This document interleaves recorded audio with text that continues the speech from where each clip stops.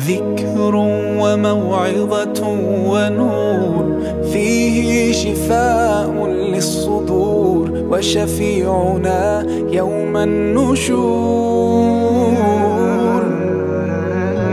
آياته تروي المدى وصفات. السلام عليكم. Waalaikumsalam.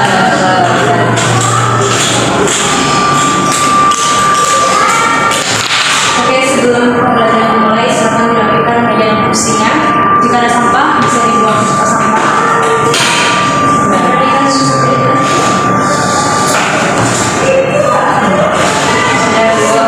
pembelajaran dimulai, bisa nih belajarnya.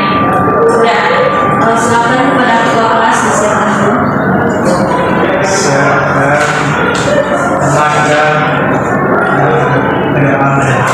Bismillahirrahmanirrahim. Rabbi zidni ilman warzuqni fahman. Oke, sebelum pembelajaran dimulai, kita mengambil absen dulu. Semuanya sudah dibikin? Sudah kok, sudah nanti dikumpulkan kepada ketua kelas ya. Oke, ibu harus ambil absen dulu. Dewi Kamani, hadir kok. Alwi Kamani, bersama. Oke, berarti semua. Tidak ada yang sakit ya. Jadi semua habis semua. Oke, sebelum kita mulai pembelajaran pada hari ini, minggu lalu kita belajar tentang apa? Ada yang masih ingat belajar tentang apa minggu lalu? Kita sholat. Ada yang masih ingat apa sholat kemarin? Coba aja jangan. Kamu masih ingat belajar minggu lalu? Apa itu sholat? Sholat itu ibadah atau kewajiban yang harus kita laksanakan sebagai seorang muslim. Oke, yang lain? Boleh? Sholat itu ada di mana? Subuh, asar, maghrib. Oke, sholat bisa dibilang dengan sholat kan? Apa sholat itu? Sholat zuhur. Oke, itu apa? Yang berapa? Nah, oke, berarti dapat disimpulkan bahwasanya sholat itu adalah suatu ibadah yang mana diawali dengan takbiratul ihram dan diakhiri dengan salat. Oke, untuk materi kita pada hari ini adalah hafal. Oke, sebelum masuk ke dalam pembelajaran kita pada hari ini, ada yang masih ingat pembelajaran kelas waktu di SMP dulu tentang hafalan? Masih ingat nggak? Sekarang kita lebih dalam, tapi yang kelas itu di sebelumnya kita masih secara luar aja dulu. Masih ingat apa hafalan? Karena ibu sebut hafalan apa sih yang terbayang? Sebut apa itu? Oh, denda. Apa lagi? Ganti rugi. Oke, ganti apa lagi? Oke, ganti.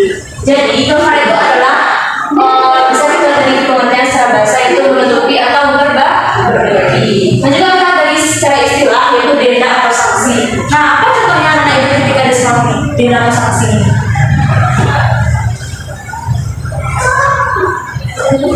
Denda atau sanksi, pernah nggak di sekolah dapat denda atau sanksi? Oh, dendanya kita tidak membuat kelas. Oke, apa lagi? Terlambat. Ada sanksinya kan? Apa contoh sanksinya? Membaca surat. Oke. Dan juga bisa juga dendanya misalnya itu pinjam buku ke perpustakaan. Nah, ternyata ada sanksinya kan? Jadi ketika kita melakukan suatu kesalahan pasti ada sanksinya. Oke, tentunya hafalan juga ada apa itu denda atau sanksi yang wajib dibayarkan karena melanggar larangan Allah. Nanti kita pada dari ayat juga terdapat dalam Quran surah Al-Maidah ayat 9. Mungkin jadi bisa menceritakannya. Didengarkan ya. Bismillahirrahmanirrahim. La yu'akhidukumullahu bil-lagwi fi aymanikum walakin yu'akhidukum bima 'aqadtumul ayman. Fakaffaratuhu it'amu 'asharati masakin min awsati ma tu'minuna ahlikum aw kiswatuhum aw tahriru raqabah. Faman lam yajid fasiyamu salasati ayyam. Dzalika kaffaratu aymanikum idza halaftum wa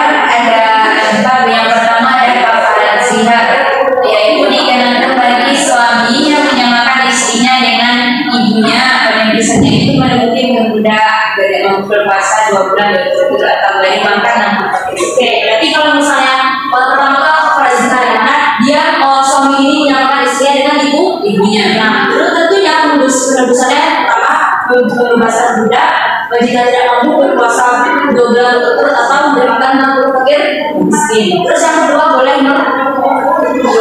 Yang kedua yaitu kafarat pembunuhan tidak sengaja. Wajib bagi yang melakukan perbuatannya adalah membebaskan budaknya. Jika tidak mampu maka berpuasa 2 bulan berturut-turut sebagai tobat. Oke, terus contohnya tuh pembunuhan tidak sengaja. Apa? Silakan. Terus lagi pembunuhan tidak sengaja. Contohnya ada orang yang di jalanan, ya perjalanan. Nah, dia mengendarai kendaraan, tapi tiba-tiba dia menabrak orang. Sebenarnya kan itu tidak disengaja, tapi mengakibatkan kecelakaan gitu. Oke, lalu kita lihat contohnya misalnya Tommy bilang pergi ke hutan, dia mau nembak babi misalnya atau nembak burung. Ternyata ketika dia menembak hal tersebut nggak sengaja membunuh orang. Berarti itu bisa dikenakan orang tidak sengaja. Yang ketiga, kafarat melanggar sumpah. Ini harus bisa bacakan. Diwajibkan ketika seseorang melanggar sumpah dan pilihannya misalnya memberikan bukan seperti fakir miskin, memberi pakaian seperti fakir miskin, membebaskan budak, atau berpuasa 3 hari jika tidak mampu melakukan yang tersebut. Oke, misalnya dia bersumpah tadi kan ternyata dilanggarnya gitu, nah dia harus wajib membayar kafarat. Yang terakhir kafarat haji atau umroh. Apa contohnya? Misalnya nih dia berguru, nah maka dia harus menyembelihnya apa? Menyembelih kurban atau berpuasa sebagai pengganti kurbannya. Baik, kita lanjut kafarat ziarah tadi. Yang pertama tadi ya. Apa sih penebusan? Yang pertama pembebasan budak. Tapi kita di zaman sekarang tidak ada budak kan? Jadi kalau misalnya tidak bisa pembebasan budak, kita bisa mengambil puasa bulan. Kalau bisa nggak mampu puasa 2 bulan berturut gimana? Kami fakir miskin. kita lanjut ya. Habis itu kafarat pembunuhan tidak sengaja. Apa tadi? Harus dilakukan sama seperti tadi ya. Coba yang pertama syarat pembunuhannya. Jadi bisa bacakan syarat pembunuhan tadi. Syarat pembunuhan kafarat hanya berlaku untuk pembunuhan yang benar-benar tidak disengaja, seperti kecelakaan yang menyebabkan kematian tanpa adanya yang dibunuh sebelumnya. Oke. Sudah paham ya? Kita lanjut ya. Untuk selanjutnya kafarat melanggar sumpah tadi. Oke, boleh tolong dibacakan kafaratnya. Adapun 4 kafarat melanggar sumpah itu memberi makan miskin, yaitu memberi makan sebuah miskin dan makan yang biasa dimakan kepada sendiri, itu sejumlah 300 gram beras per orangnya atau sendiri itu. Kemudian memberi pakaian itu layak kepada sebuah orang miskin, itu kemudian mendekatkan budak. Yang ketiga itu biasanya itu mendekatkan budak amin, yaitu membantu ibadah sangat bisa. Kemudian apa itu puasa 3 hari, yang mana puasa itu selama 3 hari berturut-turut. Oke, tadi kan ada tuh yang kita ketika praktek pertama tuh misalnya tadi kan berbeda budak. Misalnya kalau nggak bisa kita berbeda budak, bisa puasa 3 hari untuk yang kafarat melanggar sumpah tadi. Itu kan terus memberi makan fakir miskin sebanyak 10. Habis itu memberi pakaian 10 fakir miskin. Lanjut. Nah, tentu setelah kita mempelajari kafarat itu kan ada hikmahnya. Apa satu hikmahnya? Menghapus dosa terhadap kesalahan yang kita perbuat. Oke, apa lagi? Menghapus lagi. Memberikan rasa kasih. Terus apa lagi? Oke, bahasanya Allah itu maha pemaaf. Kalau kita melakukan kesalahan, Allah pasti akan memberikan kita untuk kafarat tadi kan. Misalnya ibu punya kesalahan sama temennya, gitu kan. Tentu ada misalnya jadi menghilangkan kesalahan temennya. Itu ada tebusan yang berbedanya, gitu kan. Apa yang kita sudah misalnya gantinya, itu sama seperti kafarat tadi. Sampai sini paham? Paham ya? Oke, dari pelajaran kita pada hari ini ada yang ingin bertanya? Kita masih ragu. Udah paham semuanya? Lalu, Oke, sebelum itu ibu mau kasih pertanyaan. Tadi sudah membacakan dalil tentang kafarat ini. Ada yang masih ingat apa tadi dalilnya? Quran surat Quran surah Al-Maidah ayat 89 tentang tersebut. Oke. Terus apa aja tadi macam-macam kafarat yang masih ingat? Beberapa aja. kafarat jihad, terus menangkap stigma, tidak sengaja, baik perhatian bahagia. Oke, berarti anda semua sudah paham ya? Dan ada yang tidak mengerti, ini paham ya? Kalau misalnya kita melakukan suatu kesalahan, berarti kita harus bertanggung jawab dari kemarin tadi. Oke, sampai di sini ibu meminta salah satu dari ibu untuk menyimpulkan materi kita pada hari ini. Apa yang dipahami saja? Boleh? Tidak? Ada bisa? Nanti ikut tambah poinnya. Siapa yang sudah mau? Oke, silakan jadi. baik. Kafarat merupakan salah satu bentuk denda atau sanksi yang diberikan terhadap kesalahan yang diperbuat, di mana tadi sesuai contoh kafaratnya ada kafarat zihar, tadi ada kafarat karena melakukan pembunuhan tidak sengaja, kemudian kafarat melakukan kesalahan pas haji dan umroh, tentu itu ada denda atau sanksi yang diberikan, Bu. Nah, dengan kafarat ini berarti ada tanggung jawab kita terhadap kesalahan yang telah diperbuat. Dan tentu itu Allah Maha Pemaaf. Walaupun kita berbuat salah, nanti Allah memberikan kita itu pengampunan sebagai bentuk bukti kasih sayang Allah terhadap kesempatan hamba untuk membersihkan diri dari dosa dan berbagai kejahatan yang benar. Yang kedua,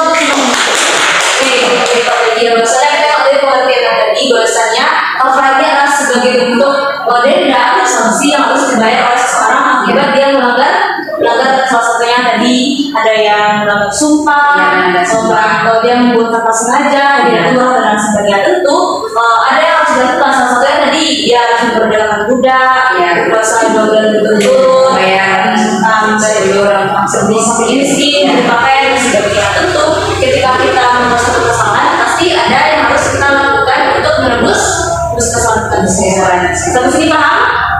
Nanti semuanya sudah ngerti ya dengan pada hari ini. Oke, untuk mengakhirinya silakan kepada ketua kelas menyampaikan. Silakan ketua kelas.